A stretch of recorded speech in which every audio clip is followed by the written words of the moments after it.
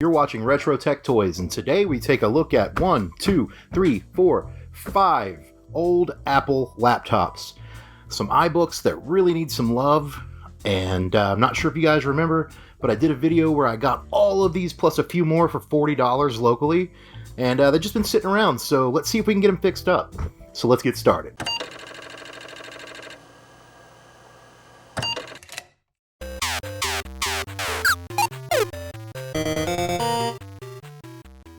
Hey guys, welcome back to Retro Tech Toys. I'm glad to have you. Today I want to have a look at these laptops. These are iBooks. I believe they are all G3s. We'll get into them and check them out to make sure. And I've had these guys sitting around since I bought them on Facebook Marketplace because I really didn't know what I wanted to do with them.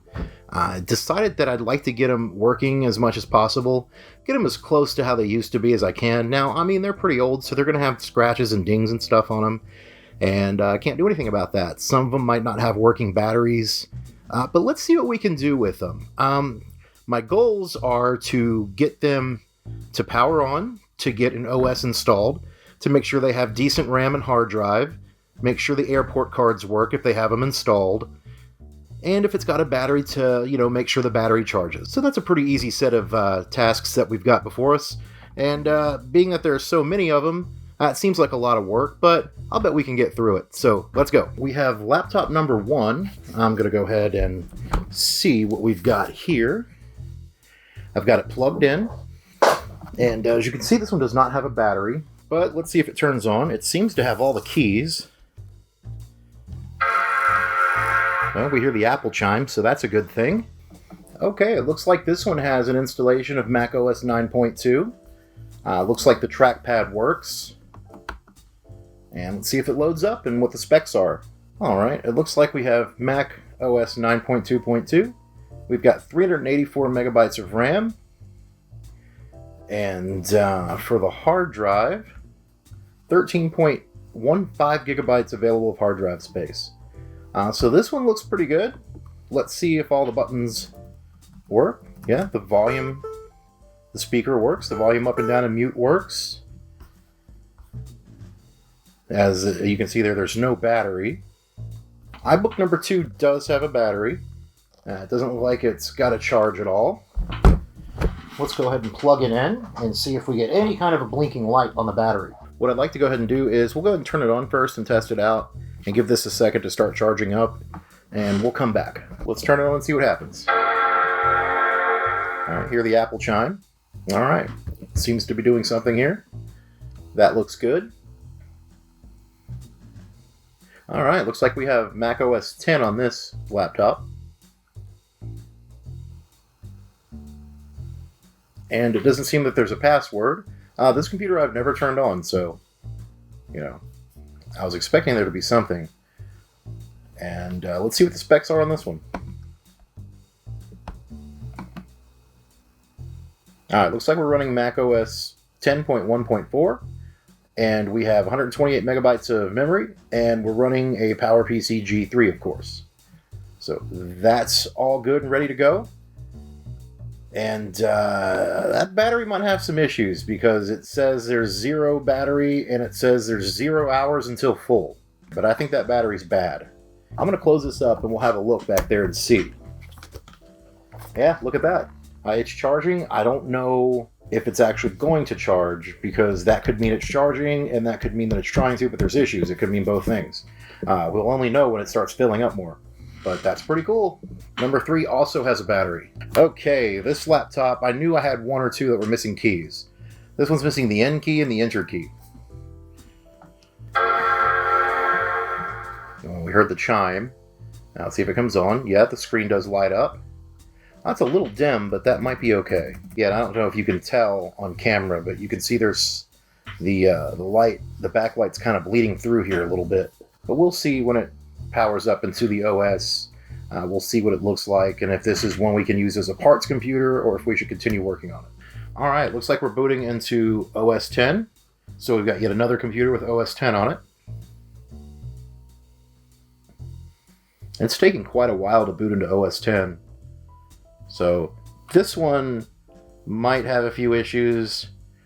Depending on what we see when we look in here further, this one might have logic board issues, or it could have something else wrong, or it could just be missing a couple of keys. We'll see. Either way, I'm starting to feel really good about using this one as a parts machine, because there's a battery in the back, and if it's charging, then I can use that on one of the other laptops, and we can always use these keys if we need to. We can use the RAM and hard drive inside.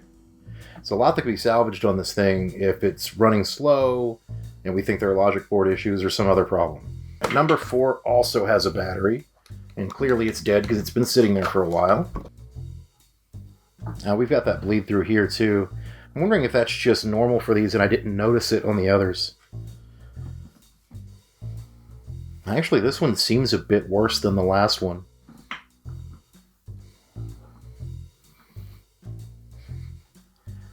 Also, it's not doing anything. And that very well could be because it's got a corrupted hard drive. There could be a couple of issues. We have another one here. Oh, look, this one's still got some power. So we've got one that's got a working battery, and we know there's a working battery because it's got a little bit of a charge. Let's open it up. Oh, and we have another complete keyboard here. That's awesome. Usually you get a lot of these used, and they're missing keys, and they're missing all sorts of stuff. So let's turn it on and see what happens. Oh, we got a really nice loud chime that time. I just heard the hard drive spin up, and it sounded good. All right, this one's a little dim. It could just be that the color's or that the brightness is turned down. But that screen issue is much less prominent here than on the others. I mean, I can still see it, but it's not as bad. It took a minute to boot into the OS X screen here, but everything's working fine.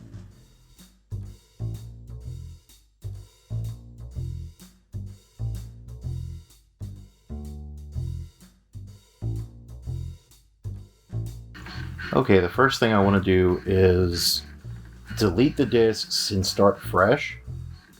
And I'm going to do that on every single one that we can get to load up into the installation of Panther.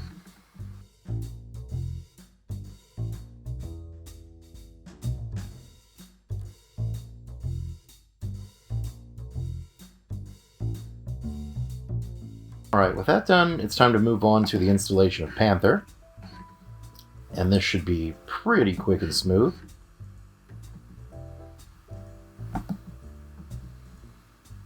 And I'll repeat this process for all of the iBooks, and I will let you folks know if there's one that does not work. Okay, I just wanted to give an update on the machine that was freezing up. We finally got it past the white screen, and it tried to load up the Panther installation disks, but it wouldn't go that far. We only got so far, but I don't know if you can see this, but do you see this kind of thing around here? Let me try to zoom in. I don't know if you'll be able to see that because of the way my camera records, but that is indicative of a bad video chip. So that video chip is fried. You might be able to reflow that area, but it's not worth it. It's really not worth it. So this is going to become another parts machine. So it looks like we have 3 laptops to restore and 2 parts machines. And that's okay, because I can save these for parts, for other builds, future machines that I get. If I need a hard drive or if I need RAM or something, that's not an issue. We've got our first laptop ready to go. We have an OS on it. I'm going to finish setting this one up. I'm going to get the other 2 set up, and then we'll clean them up and we'll see what we've got. Now that we've got a lot of things addressed here with operating systems and functionality, let's go ahead and do a nice cleaning on these. We'll start with this guy here. And we're just going to clean him up with some IPA.